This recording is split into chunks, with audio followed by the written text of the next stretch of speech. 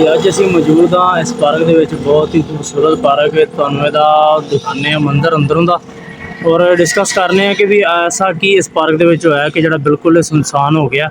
अंदर चलने अंदर चल के विजिट करने जुड़े वीडियो के नाल यह है जी पार्किंग एरिया जिथे सिर्फ एक गड्डी खड़ी हुई है खलोती है। बाकी सब देखो कि पार्किंग एरिया खाली पिया है और मोटरसाइकिलों वास्ते जगह बनी हुई है, गड्डियों वास्ते कारों वास्ते। मतलब यह देखो इन्होंने हल्की हल्की रस्सी लगा के भी इन्होंने स्टैंड बनाया है। तो टोटली ही पार्किंग जी इस टाइम खाली पई है और बाहरला मेन गेट बंद सी। एक साइड तो गेट है, गेट खुला है, लेकिन असं अंदर चलने अंदर चल के फिर देखने कि अंदर का की माहौल है। अस्सलाम वालेकुम गाइस, मैं मोहम्मद नईम और तुम देख रहे हो मेरा यूट्यूब चैनल पंजाबी व्लॉग 133। मेरे चैनल तो खुश आमदीद। उम्मीद करता हूँ सब सारे तना होंगे। जैसा कि मैं पार्क के अंदर एंटर हो चुके हैं, ये करने आगाज़ वीडियो का। अगर चैनल का नवे पहली दफ़ा वीडियो देख रहे होंगे तो चैनल जल्दी से कर दो सबसक्राइब, बेल आइकन कर दो क्लिक। तो जो वीडियो के नाल चलते हैं आगे की तरफ। तो जी जिवें मेन गेट इंटर हुए हैं तो देखो कितना प्यारा खूबसूरत मंदिर बनया होया और इन्होंने पौधों के नाल भी बोर्ड रखा है कि हम जानदार हैं, हमारा ख्याल करें, मतलब कि पानी वगैरह का। और अंदर का माहौल देखो कितना प्यारा, मेन तो ही शुरुआत स्टार्टिंग ही। और ऐसी की वजह बनी कि जो पार्क बिल्कुल ही खाली हो गया। इस बारे डिस्कस करते हैं। पहले तो उन्हें मैं माहौल दिखाना और वजह दिखाना कि वजह बनी। और वो सामने है लाइब्रेरी।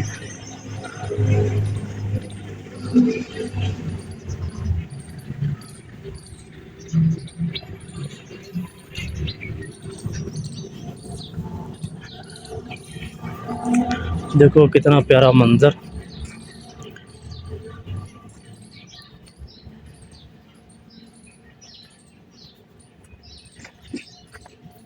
इन्होंने वॉक करने वास्ते, एक्सरसाइज करने वास्ते, खेलने वास्ते अंदर ग्राउंड वगैरह भी बने हुए हैं, वो भी तुहानू दिखाना। और फिर उस पॉइंट से भी पहुँचने हैं, उस जगह से भी पहुँचने हैं जिस जगह तो हम सारा डिस्कस करने कि किस वजह तो अचानक जो पार्क सुनसान हो गया। जोड़ा सुबह भी और सैकंड टाइम भी खचा खच भरया होया हुंदा सी, वो किहड़ी वजह तो खाली हो गया। वजह भी लभने और तुहानू डिस्कस करने। पहले तुसीं इहदा नज़ारा देख लो, इस पार्क में देख लो कि कितना खूबसूरत पार्क, कितनी मेहनत की गई इस पर, कितना प्यारा माहौल बनाया गया इसके अंदर।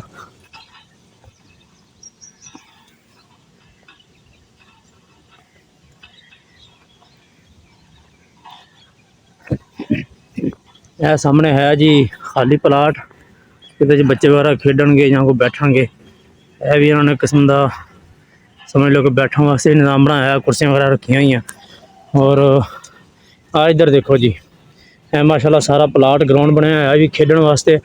कुर्सियाँ वगैरह रखी हुई हैं कि कुछ लोग बैठ के देखन मैच में इंजॉय करन। और सामने पोल लगे हुए हैं, वॉलीबॉल वांगू गेम होंदी है वो वास्ते। कितना प्यारा बेहतरीन मंजर। अगे भी चलते हैं, चल के तुहानू हर चीज़ का मैं नज़ारा कराना, दिखाना, विजिट कराना। उम्मीद है कि तुहानू ये वीडियो अच्छी लगेगी, पसंद भी आएगी। और इस मौजू पर भी गल करने क्योंकि अभी अगे जगह पई है तो मैं सारा विजिट करा लवां, उस तो बाद फिर इस पर डिस्कस करने कि अचानक पार्क सुनसान क्यों हो गया। इतनी खूबसूरती का नज़ारा दे रहा, इतना प्यारा मंजर, तो ये खाली होने की वजह हो सकती है। वो सामने इस साइड तो मैं एंटर होया सा, इधरों भी एक रोड लगता और इधरों मैं दूसरी साइड से जा रहा। इधर भी यदा गेट है, दोनों साइडों तो आवाम यानी कि आ जा सकती है। इतनी सहूलत होने के बावजूद सारा डिस्कस करने। असल च बेसिक पार्कों का बनाने का मकसद ये होंगे कि भी शहर के जी आवाम रही है ना, वो घर रह के थोड़ा जहा ना जिमें कहते घुटन महसूस करते, तंग हो जाते आवाम जी है। तो वो फिर पार्कों बाहर निकलती, निकल के अपने आप को थोड़ा जहा ईजी करते, रिलैक्स करते, वॉक करे, कुछ ना कुछ यानी कि माहौल में थोड़ा जहा माहौल जो घर का चेंज हो जाता।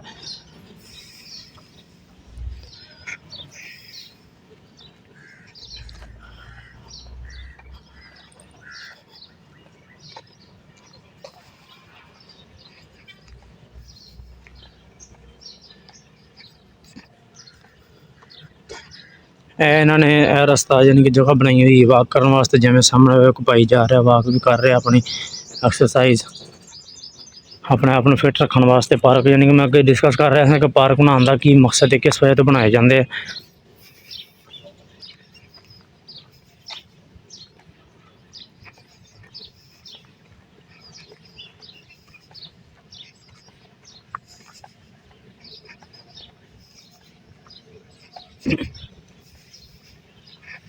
साढ़े ते घर भी ने, मार्केटिंग भी बनी हुई है और सेंटर के पार्क बनया हुआ है।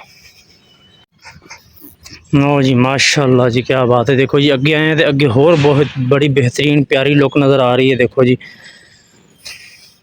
ऐसे लुक है और ए सामने चीज़ देखो कि बच्चों के खेलने वास्ते भी इन्होंने झूले वगैरह लगाए हुए, बड़े भी अपने आप को इत्थे फिट रख सकते, रिलैक्स कर सकते और बच्चों का भी निज़ाम बनया हुआ है।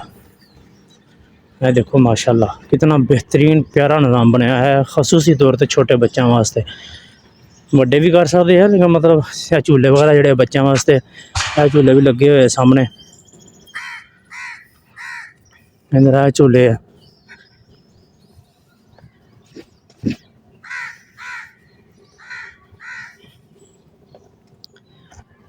भी बच्चों के खेलने लिए एक फट्टा होंगे अक्सर देहातों के बच्चे छोटे छोटे, एक इस साइड से बैठ जाता, एक उस साइड से फिर उछल कूद करते हैं, वो एक पासा उच्चा हो जाता, एक नीवा हो जाता, बच्चे खुश हो जाते हैं।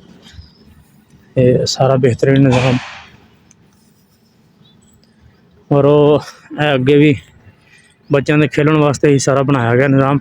और यह सामने है जी दूसरी साइड तो गेट, ठीक है जी, एंट्रेंस।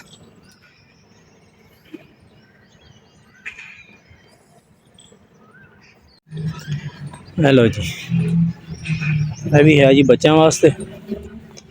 मैं इतों कई दफ़ा ड्यूटी के मुतलक इतों गुजरदा बाहरों तो दोनों साइडों तो कई दफ़ा देखी दा कि खचा खच सुबह का टाइम भी और शाम का टाइम भी भरया होंदा। बच्चे छोटे ज़्यादा उस तरह शाम में होंगे, फर्स्ट टाइम इस टाइम यानी कि ना बड़े बंदे हो गए, लेडीज़ हो गई, वो आन के तो अपना इतना वाक वगैरह करते हैं, ठीक है जी। लेकिन हुण ये मैनू कुछ अरसे तो खाली नज़र आ रहा है बिल्कुल हर चीज़। वैसे तो कभी मैं भी छोटे होंदे बचपन इतने ज़्यादा झूले नहीं इंजॉय किए आलियाँ, इन मतलब कहते हैं पींग भी कहते हैं, तो इतने बैग असीं थोड़ा ट्राई करने नाल तुहानू नाल थोड़ी गपशप लगाने। नवे बंदे वास्ते वैसे बहुत मुश्किल होंगी एडजस्ट करना एक चीज़ ते जगह नूं, और फिर यानी कि ना देखो जिवें लकड़ियाँ लगी हुई ने, ये है फट्टे लगे हुए लकड़ी के, तो थोड़ा जिहा स्लिप होंगे बहन लगे बंदा थोड़ा जिहा अजीब फील करता। मैं खैर बचपन में जितना ज़्यादा इन्हां चीज़ों इंजॉय नहीं किया, तो अज मैं चलो तुहाडे नाल गलबात करते करते थोड़ा जिहा मैं भी इस चीज़ को इंजॉय कर लेना और तुहानू ये बारे गल करनी। तो मैं गल कर रहा सा कि भी ये जी जगह है इतनी सुनसान क्यों हो गई, इसकी ऐसी की वजह है कि भी इतने कोई बंदा नज़र नहीं आ रहा। पार्क बने होंगे एक्सरसाइज करने वास्ते, अपने आप को थोड़ा रिलैक्स करने वास्ते, तो यदा हाँ शुरू हो गया रमज़ान शरीफ, माशाल्लाह अद्धा रमज़ान शरीफ गुजर गया और रमज़ान शरीफ की बदौलत शुक्र अलहमदुलिल्लाह कि मेरा खुद का बजाती प्रैक्टिकल है कि रमज़ान शरीफ के रोज़े रखाना बंदा वैसे ही फिट हो जाता, बंदे किसी चीज़ की एक्सरसाइज की जरूरत नहीं पैंदी। तो सिर्फ यही खास वजह मैंने नज़र आई है तकरीबन अमूमी पार्कों के भी जिथे रश जरा घट गया। एक तो वजह है कि एक्सरसाइज वाला मामला भी है क्योंकि बंदे की सेहत बहुत ज़बरदस्त रही है रोज़ा रखने नाल। बंदा अगर खाना थोड़ा जहा किसी एक लेवल के रह के खावे तो ना कि बंदा बाद इफ्तारी सैरी के टाइम बंदा ज़्यादा खा के ओवर खा के बंदा बीमार हो जाए, तो बंदे की सेहत बड़ी बेहतरीन मज़ेदार रही बरकरार रही है रोज़े की बरकत। तो दूसरा यह है कि फिर आवाम जी है सुबह का टाइम अगे उठती सी नमाज़ पढ़ के थोड़ा बहुत एक्सरसाइज करके पार्कों के फिर अपने अपने कामों कारां या ड्यूटियां चले जाते थे बंदे या लेडीज़ अपने घर के कामों के।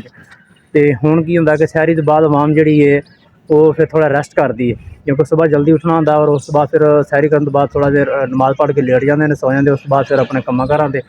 और शाम की रूटीन फिर ये होंदी है कि इफ्तारी तो बाद फिर यानी कि खवातीन का किचन के हवाले नाल मसरूफियत वध जाती है और बंदियां की मसरूफियत जी है वो यही होंदी है कि भी नमाज़ पढ़ो, मगरिब की आके खाना खाओ और इशा की नमाज़ पढ़ो, तरावियां पढ़ो, इतने ही टाइम फिर पूरा हो जाता और रेस्ट का टाइम बिल्कुल फिर मकबूल हो जाता है। रमज़ान शरीफ के हवाले नाल जिहड़ा ना मेरा ज़ाती बहुत बड़ा एक्सपीरियंस है कि शुगर वाला बंदा यानी कि ना बहुत बेहतरीन हो जाता है, वो सेहत यानी कि शुगर का लेवल एक बिल्कुल म्यार ते आ जाता है।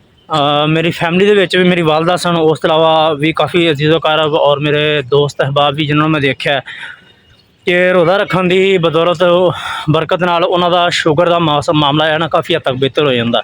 ਜਿਵੇਂ ਰਮਜ਼ਾਨ ਸ਼ਰੀਫ ਗੁਜ਼ਰਦਾ ਤੇ ਸ਼ੂਗਰ ਦੀ ਪ੍ਰੋਬਲਮ ਫਿਰ ਮਤਲਬ ਬਣਨਾ ਸ਼ੁਰੂ ਹੋ ਜਾਂਦੀ। ਇਤਨੀ ਬੜੀ ਫਜ਼ੀਲਤ ਔਰ ਬਰਕਤ ਹੈ ਰੋਜ਼ੇ ਦੀ। ਦੁਆ ਹੈ ਕਿ ਅੱਲਾਹ ਪਾਕ ਸਾਨੂੰ ਸਾਰਿਆਂ ਨੂੰ नेक तो नेक अमाल करने की तौफीक अता फरमाए। पंजगाना नमाज पढ़ो, रोज़े रखो तो बंदे की सेहत वैसे ही बरकरार रहिंदी है। बाकी बीमारी शमारी अल्लाह ताला की तरफों है, दुख सुख फिर आ जाते हैं। तो उम्मीद है कि तुहानू मेरी ये वीडियो अच्छी लगी होगी, और वीडियो अच्छी लगी हो तो लाइक कर दिया करो, प्यारा जिहा कमेंट्स कर दिया करो। अगर चैनल पर पहली बार वीडियो देख रहे होंगे हो तो चैनल को सबसक्राइब कर दिया करो, बैल आइकन पर क्लिक कर दिया करो। मिलते हैं फिर नैक्सट किसी अच्छी वीडियो ना, तब तक अपना ख्याल रखो। अल्लाह हाफिज़।